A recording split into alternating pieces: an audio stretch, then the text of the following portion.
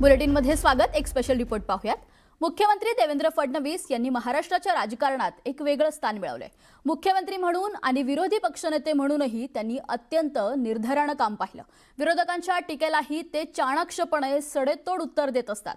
म्हणूनच की काय, पण देवेंद्र फडणवीसांना दिल्लीत पाठवण्याची घाई विरोधकांना झाली आहे। कारण विरोधकांकडून वारंवार केली जाणारी वक्तव्य। पाहूयात याबाबतचा एक स्पेशल रिपोर्ट। फडणवीसांना दिल्लीला पाठवायची विरोधकांना घाई। राऊतांचा दावा, वडेट्टीवारांच्याही शुभेच्छा। विरोधकांना फडणवीसांना दिल्लीत का पाठवायचंय?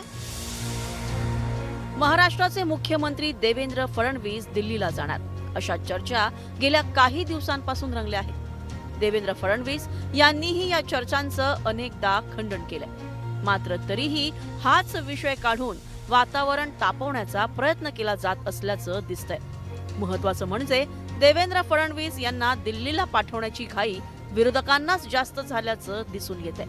धर्मेंद्र प्रधान यांनी राजीनामा दिल्यानंतर आता देवेंद्र फडणवीस देशाचे शिक्षण मंत्री होतील असा दावा संजय राऊत यांनी केला होता। आताही संजय राऊतांनी पुन्हा तीच री ओढली आहे। आम्हालाही वाटतं की देवेंद्र फडणवीस यांनी दिल्लीत येऊन आधी शिक्षण मंत्रीपदाचा भार घ्यावा, जे इच्छा आहे प्रधानमंत्र्याची आमच्या, आणि त्यानंतर त्यांनी ते शिखर पार करावं। महाराष्ट्राचा माणूस जर होणार असेल तर नक्कीच त्यांना शुभेच्छा आहेत आणि त्या माननीय उद्धव ठाकरे यांनी शुभेच्छा दिलेल्या आहेत। पण प्रधानमंत्री एक चांगला शिक्षण मंत्री शोधतायत या देशाला, सभ्य, सुसंस्कृत, अभ्यासू, प्रशासनावर पकड असणारा, आणि ते सध्या तरी मोदींच्या नजरेमध्ये फक्त देवेंद्र फडणवीस आहेत। संजय राऊतांनी असं वक्तव्य केलेलं असतानाच काँग्रेसचे नेते विजय वडेट्टीवार यांनी वेगळा कायास मांडत देवेंद्र फडणवीस यांना शुभेच्छा दिल्या, त्याही पंतप्रधान पदासाठी। आम्हालाही वाटतं की महाराष्ट्राचा एखादी नेता जर त्यांची सत्ता आली, आमची सत्ता आली तर आमचे पंतप्रधान ठरलेले आहेत, आमचे नेते ठरलेले आहेत। पण त्यांची जर सत्ता आली तर त्यांना कोणी पंतप्रधान करायचं तो भारतीय जनता पक्षाचं काम आहे। पण महाराष्ट्रातला जर आता मोदी साहेबांना हटवून देवेंद्र फडणवीस पंतप्रधान होत असतील तर आम्हाला मराठी माणसाला आनंद आहे, व्हावेत, आमच्या शुभेच्छा आहेत आणि महाराष्ट्राचा विकास व्हावा। हे सगळे दावे आणि शुभेच्छांचं सत्र सुरू असताना भाजपमधून वेगळाच सूर आवळलाय।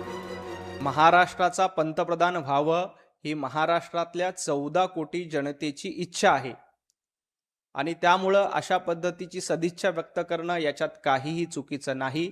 2029 पंतप्रधान नरेंद्र मोदींच्याच नेतृत्वात आम्ही लढू।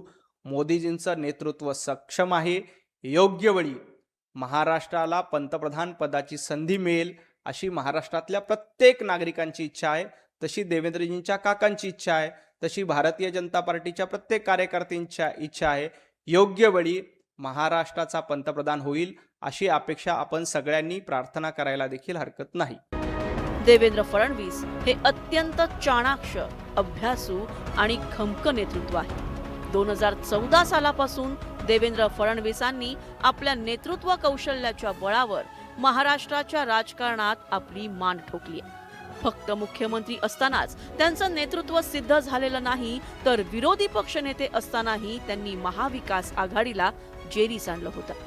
महाराष्ट्राचा गाडा हाकताना ते विरोधकांनाही वेळोवेळी जशास तसं आणि तोडीस तोड उत्तर देत असतात। म्हणूनच देवेंद्र फडणवीस यांनी दिल्लीला जावं अशी घाई विरोधकांनाच झालेली दिसतेय। Bureau report, news 18 Marathi.